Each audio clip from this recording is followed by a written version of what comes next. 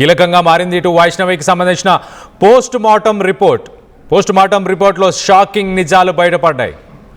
అత్యంత దారుణంగా ఇటు వైష్ణవిని చంపాడు హరిబాబు.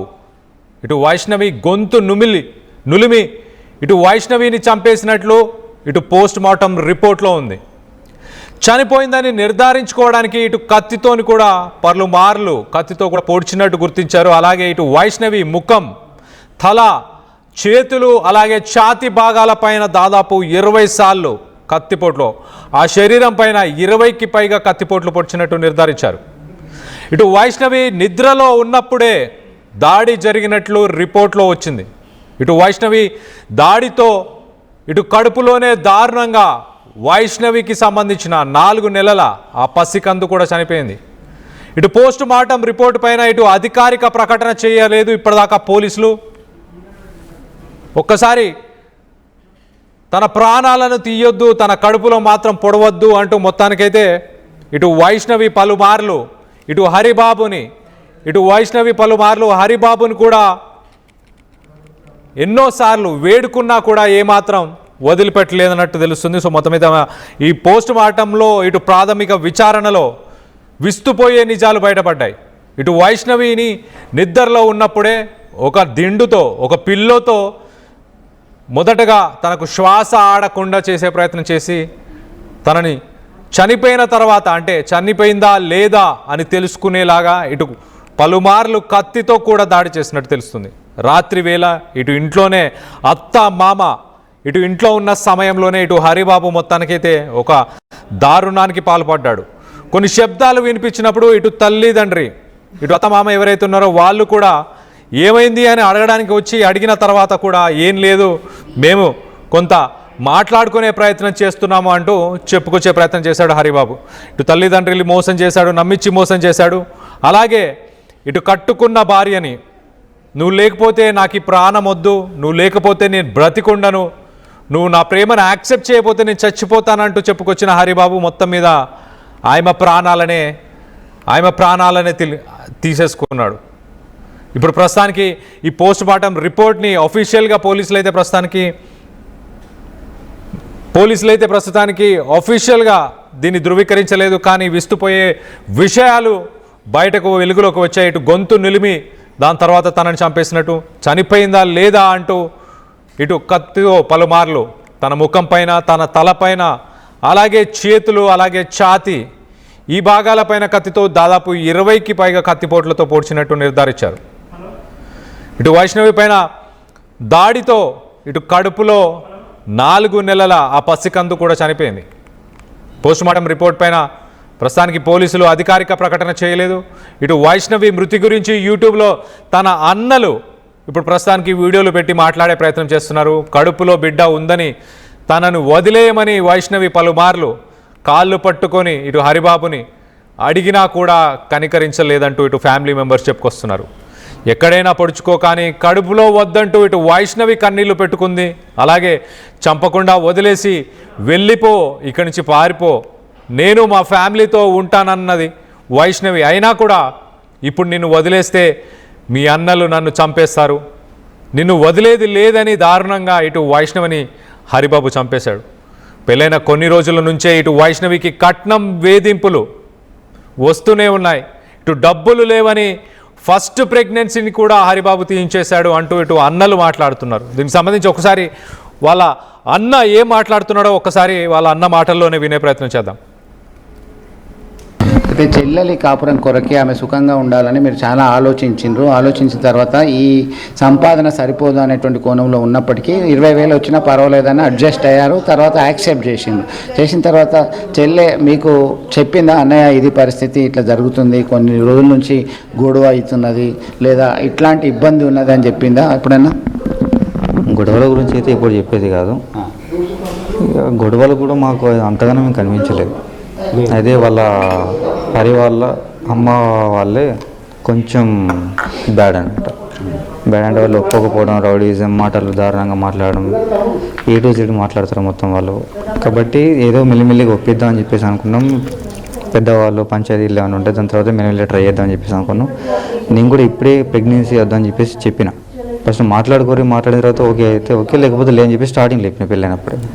కానీ నా మాట వినకుండా మళ్ళీ ఇక్కడ తీసుకొచ్చారు, అక్కడికి వస్తే ఇలా జరిగిపోయింది. అంటే మీరు కూడా ఒక దశలో అనుకున్నారు గొడవలు అయ్యి వాళ్ళ ఇంట్లో కుటుంబ సభ్యులు ఒప్పుకోకుంటే వాళ్ళు అటు మా చెల్లె ఇటు మీతో ఇక తెగదెంపులు చేసుకోవడానికి సైతం సిద్ధం అనేటువంటి కోణంలో మీరు బ్రాడ్గా ఆలోచించారు. అయినప్పటికీ ఇంత ఘాతకం అవుతుందని చెప్పేసి మీరు ఎప్పుడైనా అనుకున్నారా? ఇప్పుడు ఏం కోరుకుంటున్నారా, ఏం డిమాండ్ చేస్తున్నారు? చెప్పాలంటే నేను స్టార్టింగ్లోనే అనుకున్నా, ఇప్పుడు కాదు.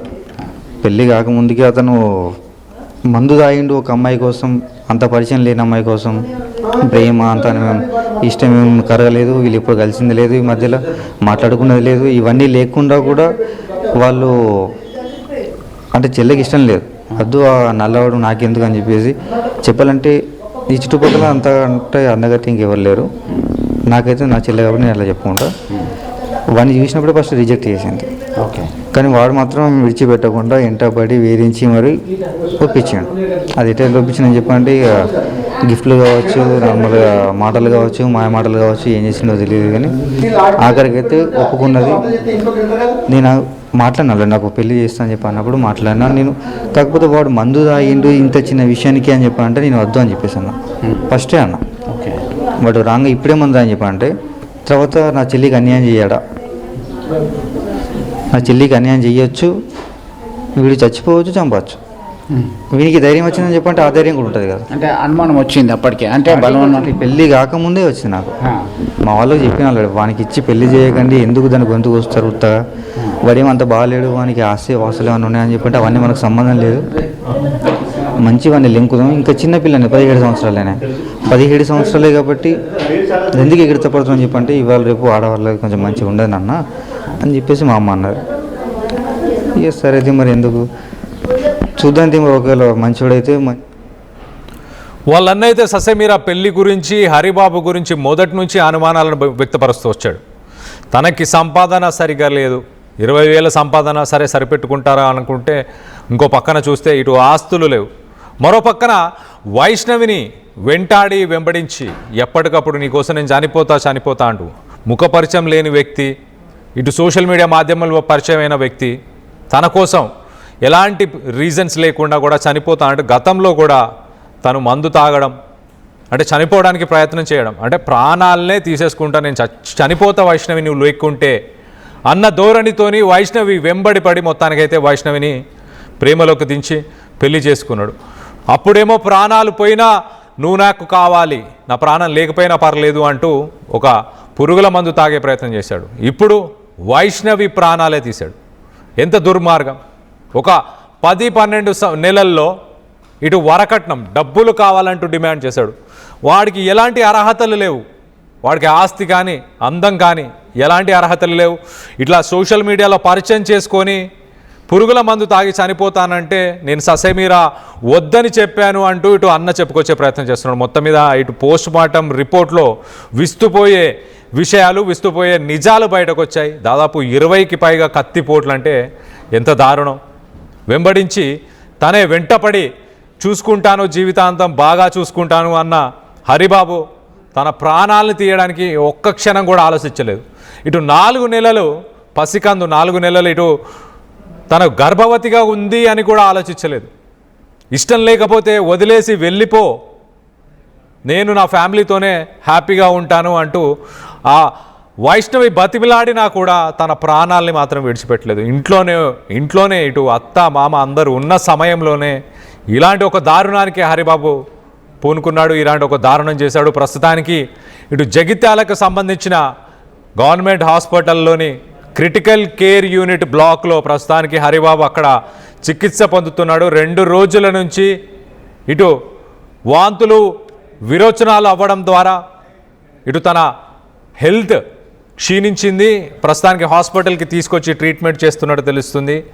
మరి ఇంకా ఈ పోస్ట్ మార్టం రిపోర్ట్లో ఇంకా ఎలాంటి విషయాలు బయటకు వచ్చే అవకాశం ఉంది, విస్తుపోయే విషయాలు బయటికి ఇంకొంచెం ఈ రిపోర్ట్ అఫీషియల్గా ఎప్పుడైతే వస్తుందో అప్పుడు ఇంకా మరిన్ని డీటెయిల్స్ వచ్చే అవకాశం ఉంది. ఇటు మొదటగా తనని ఒక దిండుతోని తను నిద్రపోతున్న సమయంలో ఒక పిల్లోని యూజ్ చేసి తనకు శ్వాస ఆడకుండా మొత్తానికైతే తను చనిపోయేలాగా మొదట ఒక పిల్లోనే యూజ్ చేసినట్టు తెలుస్తుంది. దాని తర్వాత చనిపోయిందని కన్ఫర్మ్ చేసుకొని, అంటే ఏమాత్రం అవకాశం ఉండి బ్రతికిన తన అన్నలు ఇటు హరిబాబుని చంపేస్తారు అన్న భయంతో మరొకసారి కత్తితోని దారుణంగా ఇటు దాడి చేసి తన పైన కత్తిపోట్లు, ఒక 20కి పైగా కత్తిపోట్లని తన పైన 20కి పైగా కత్తిపోట్లతోని తను చనిపోయిందని నిర్ధారించుకునే ప్రయత్నం చేశాడు. సో మొత్తం మీద ఇలాంటి వ్యక్తులను ఏం చేయాలి? ఈ మధ్యకాలంలో సోషల్ మీడియాలో గతంలో డైరెక్ట్గా ఒక మనిషి పరిచయం అయితే ఆ మనిషి మాట, నడవడిక అన్నీ చూసిన తర్వాత ఎవరైనా ఆ మనిషితోనే ఒక ఫ్రెండ్షిప్ అయినా కావచ్చు, ఒక రిలేషన్ అయినా ఏదైనా మెయింటైన్ చేయాలా వద్దా అని ఆలోచించేవారు. కానీ ఈ మధ్య కాలంలో మనం చూస్తున్నాం సోషల్ మీడియాలోనే పరిచయం, ఇటు ఇన్స్టాగ్రామ్, ఫేస్బుక్, అలాగే డేటింగ్ యాప్స్ కావచ్చు, ఇలాంటి చోట్ల వ్యక్తులని చాలా ఈజీగా వ్యక్తుల నమ్మకాన్ని వీళ్ళు ఎర్న్ చేయగలుగుతున్నారు, నమ్మకాన్ని పొందగలుగుతున్నారు. పొందిన తర్వాత వాళ్ళ గురించి పూర్తిగా తెలుసుకునే సమయానికి అంత చేయి దాటిపోతుంది. దానికి ఇది ఒక ఎగ్జాంపుల్ అని కూడా అనుకోవచ్చు. ఇటు సోషల్ మీడియాలో పరిచయమైన హరిబాబు వైష్ణవి వెంబడించాడు, ఆమెని వెంబడించి వేధించాడు. నేను నిన్నే పెళ్లి చేసుకుంటాను, లేకపోతే ప్రాణాలైనా తీసుకుంటానంటూ ఒక పురుగుల మందు తాగి చనిపోబోతున్నట్టు ఒక స్టంట్.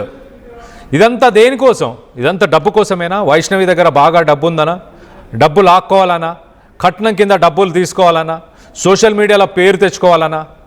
మొత్తానికి ఓవరాల్గా ఇటు హరిబాబు అయితే ఒక ప్లాన్ ప్రకారం, ఒక పథకం ప్రకారం మా చెల్లిని వలలో వేసుకున్నాడు అంటూ ఇటు అన్న చెప్పుకొచ్చే ప్రయత్నం చేశాడు. మొత్తం మీద వైష్ణవి ఇన్సిడెంట్లో సోషల్ మీడియా మాధ్యమం వల్ల, పరిచయాల వల్ల జరిగే నష్టం అదొక ఎగ్జాంపుల్ అనుకోవాలా? మొత్తానికైతే ఒక నిండు ప్రాణం, తనతో పాటు ఒక 4 నెలల పసిపిండం కూడా కోల్పోవడం మొత్తానికైతే ఇటు 2 తెలుగు రాష్ట్రాల ప్రజలను ఒక్కసారిగా షాకుకు గురి చేసింది. దీనికి సంబంధించి మీరేమనుకుంటున్నారు? మీ అభిప్రాయాలను కింద కామెంట్ రూపంలో తెలియపరచండి.